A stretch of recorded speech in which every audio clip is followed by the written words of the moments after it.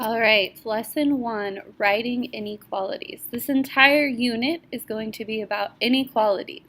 We're going to write them, we are going to solve them, and we are going to graph them.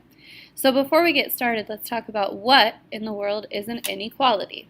An inequality compares two values, so that could be, right, a number or a constant, or that could be a variable, by using certain symbols. So we're going to be comparing two things, two values, a number or a variable, by using certain symbols. And the symbols you will see below. This first symbol is actually not an inequality symbol. It's a symbol that we've been using this entire time, and it's an equality symbol. It means equals. Okay? So if we have x equals 4, we know that x is, in fact, 4. But we have 4 other symbols that we can use to show comparison. We can say that x is greater than 4. And that would look like this. X is greater than 4. We can also say that x is less than 4, which looks like x is less than 4. Okay, so we have equals, greater than, less than. These are ones you've probably seen before in the past. Now we're going to talk about two symbols that might be new to some of you, and that is the less than or equal to and greater than or equal to symbols. So with these symbols, we're combining the less than or greater than symbols with equal symbols.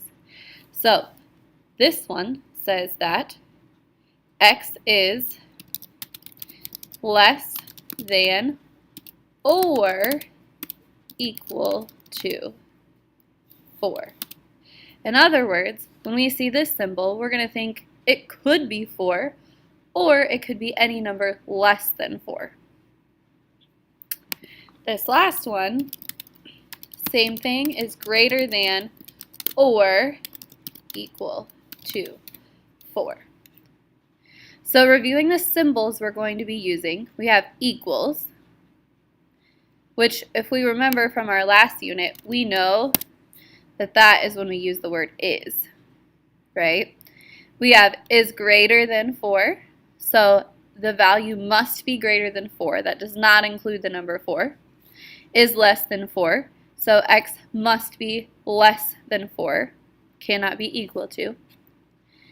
This symbol is less than or equal to 4, and is greater than or equal to 4. So now we're going to add the information we already know about writing equations. We did that at the beginning of last unit. We wrote equations and we wrote expressions, and we're going to use that information, combine it with the symbols we just talked about to write inequalities. Let's look at some examples together. So the first one, we have the quotient of x and 3 is less than or equal to 5. So again, we start with the left-hand side of our inequality symbol, the quotient of x and 3.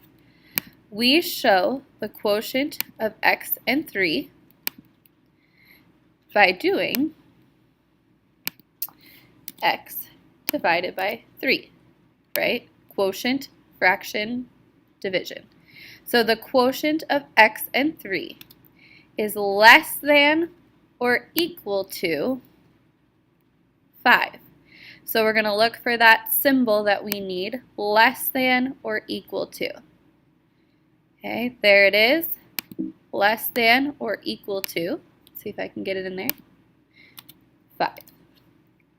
Okay, so very similar to writing an equation, except now we're just using different inequality symbols instead of our equal sign.